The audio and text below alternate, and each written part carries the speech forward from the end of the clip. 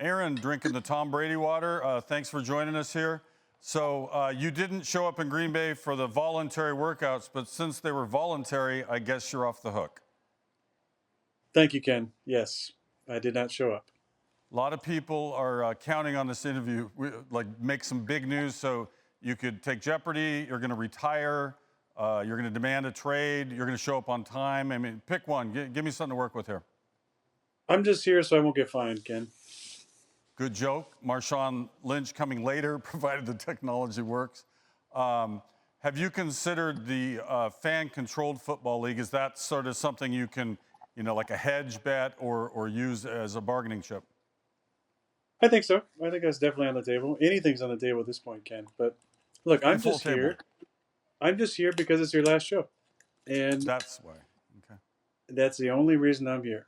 I didn't want to make it about me. I wanted to have like some famous friends to talk about you, and in doing so, it would be about me. It is about me mostly, but to be about you, that table you were talking about is littered with a lot of stuff. How are you going to clear the table? Should I be the intermediary between you and the Packers? I'll live at the Oneida Casino, shoot dice all night. But you talk to me, I talk to them. It all works out. I think we might need a situation like Owen Wilson and Vince Vaughn in the beginning of Wedding Crashers.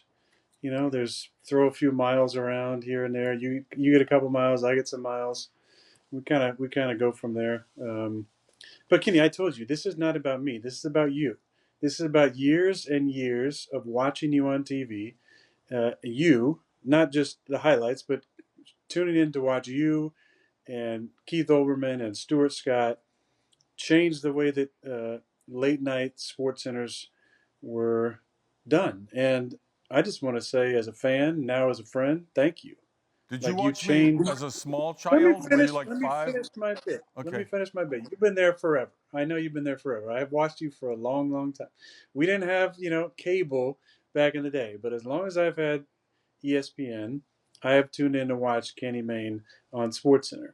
And it's because of the writing, your delivery, your dry sense of humor, and the way you made sports highlights so much fun. So as a fan, thank you.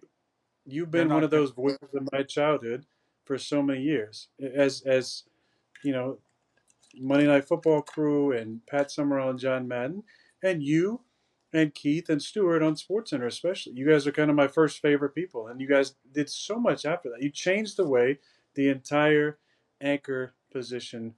Anchormen and women are now celebrities. This isn't what they want, Aaron. The stuff they didn't call on you for a tribute video here. We could have shot that on Instagram or something. I don't care because I told them a while ago. Look, you want to bring on Paco Olaman or Teddy Atlas or somebody that I actually like on that network? Great, I'll do an interview.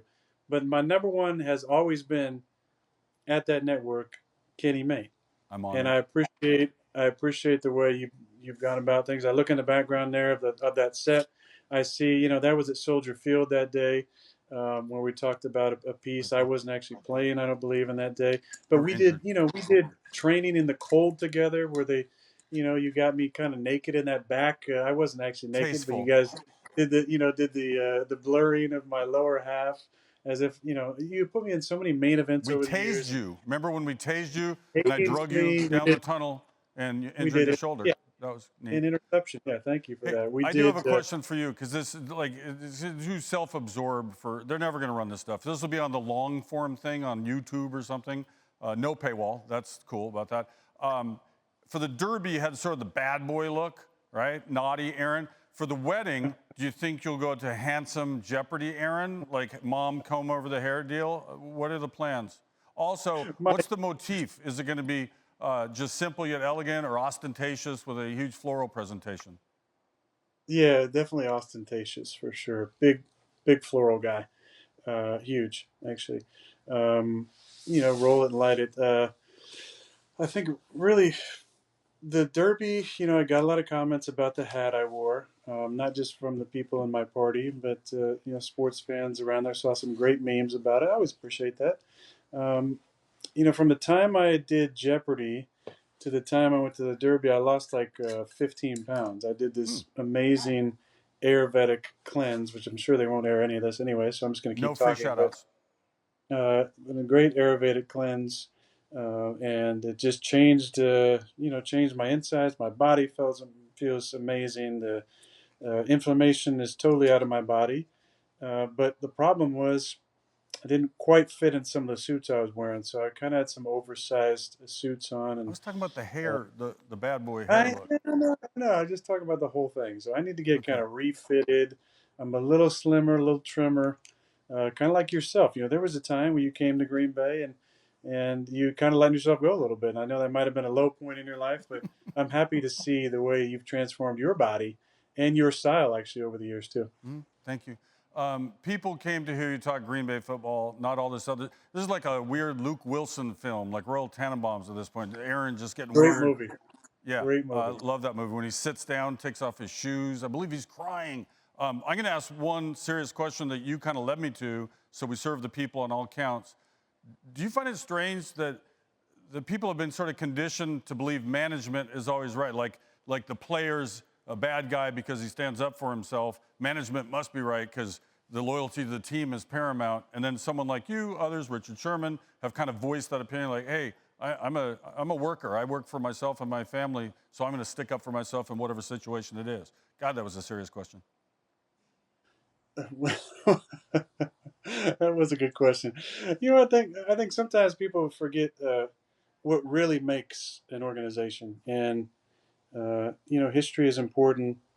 Uh, legacy of so many people who've come before you, but the people. That's the most important thing. The people make an organization. People make a business, and sometimes that gets forgotten. Culture is built brick by brick, the foundation of it by the people. Not by the organization, not by the building, not by the corporation. It's built by the people. And I've been fortunate enough to play with a number of amazing, amazing people and got to work for some amazing people as well. And it's those people that build the foundation of those entities. And I think sometimes we forget that, you know.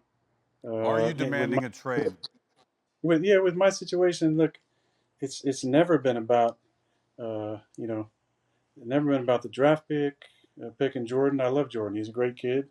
Um, a lot of fun to work together. I love the coaching staff. Love my teammates. I love the fan base in Green Bay. It's incredible, incredible 16 years. It's just kind of about a philosophy, and maybe forgetting that it is about the people that make the thing go. It's about character. It's about culture. It's about doing things the right way.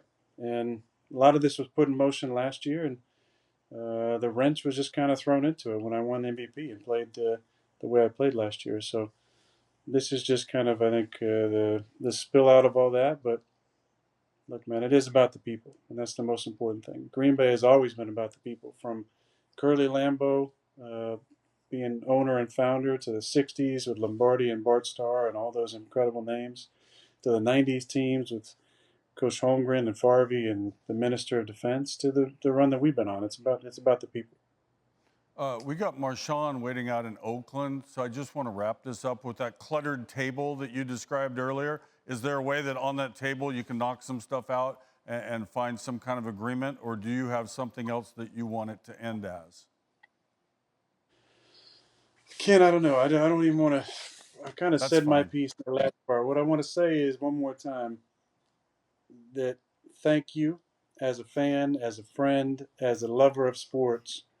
You changed the way that we watch sports. I remember vividly. I was thinking back before this interview, this morning about all the different things that I appreciate about what you do on SportsCenter and what SportsCenter has meant to me over the years. And I remember back in the day, whether it's high school or college, or my early years in the league, when SportsCenter was still our shows and they would tape it a lot of times. You guys would tape it, and if you got it to if you got to the show at 10:30 at night and you're watching it and you missed the first half hour, you would go back and watch. You'd watch it again just because you wanted to hear.